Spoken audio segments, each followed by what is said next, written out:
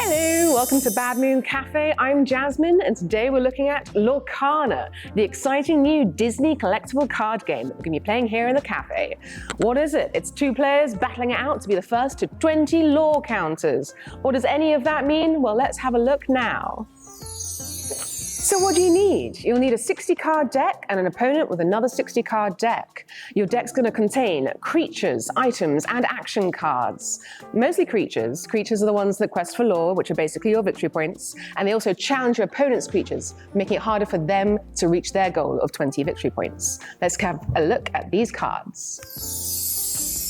Here we have an example of a creature card. We've got Mickey Mouse, Wayward Sorcerer.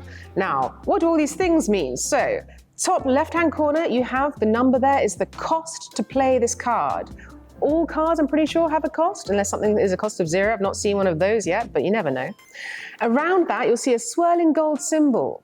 That means it can be used as magical ink. We'll get into that later. In the middle, you've got the name of your card. You've also got the type of card, its classifications. In the text box in the bottom, you have any abilities and effects and keywords. It very much is read the card, explains the card situation with that part. To the right of the text box, you'll see those diamond-shaped symbols. That is the symbol for lore. So if you quest with this card, that is how much lore you will get. Mickey will give you 2 lore counters. You'll see the little spiky symbol and the shield symbol there. That's his strength and willpower. So in battle, he does 3 damage and has essentially defense of 4. Here is an item card. Much like a creature card, it has the cost in the top corner there, swirling symbol around it potentially, if you can use it as ink, and a box telling you what it does.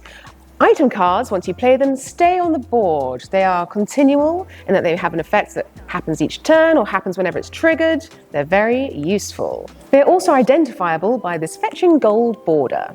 An action card.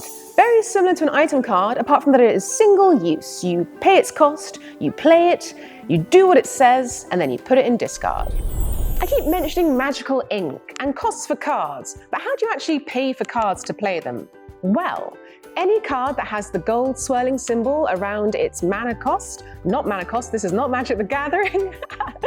Okay, any card that has the swirling gold symbol around its cost can be played either for its front side or it can be turned over and played as magical ink. Now you have an inkwell and you need ink to play cards. So the first thing you're going to want to do is pick a card in your hand that isn't particularly useful straight away. And you do need to reveal that card to your opponent before turning it into ink in your inkwell so that they know what card you're essentially discarding for the rest of the game. Flip it over, play it as ink. You now have 1 ink with which to tap and cast cards.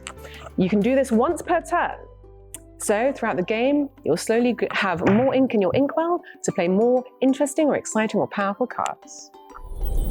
Now, to play cards from your hand, we know where their cost is. You tap your ink to indicate it has been used, and you play your card. Don't worry when you tap things, because next turn, at the beginning of your turn, you ready up all your cards by untapping everything to be used again. So when you play cards, some cards you can't use straight away. They're your creature cards. Their ink is still drying. It's not called summoning sickness in this game, but it's essentially summoning sickness. Creatures can't be used the turn they're played. Items, however, can be used straight away, and actions, you action immediately.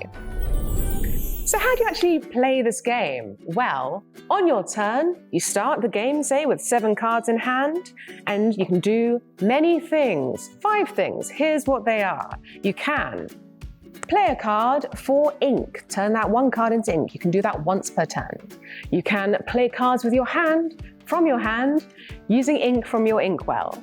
You can, if you're able to, use your creatures to quest for lore, or use your creatures to challenge your opponent's creatures, and you can also use any abilities on your items or creatures you've got on the table. Questing for lore, very important. It's how you win the game. Don't forget you need 20 to win. So to do that, once your creature's ink has dried and it doesn't have summoning sickness anymore, you can exert it, tap it, and quest. You literally tap it and gain the number of lore counters that are indicated on the card.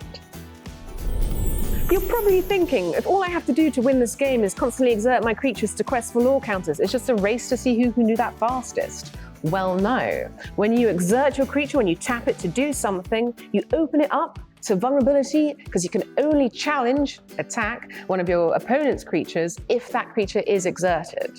Now, a challenge goes thusly. You exert your creature, declare you are challenging, you pick the creature you're challenging, and they do damage to each other equal to their strength.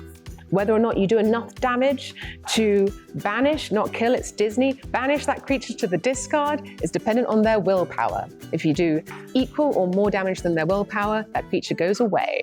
If you do not, it stays, but the damage counters stay on creatures in this game unless they are removed by some ability or effect. So do bear that in mind.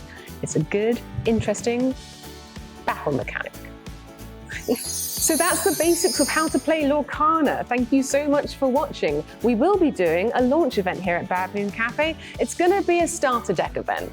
Although deck building is one of the funnest parts of any TCG, I think when it's your first time, start with a pre-con.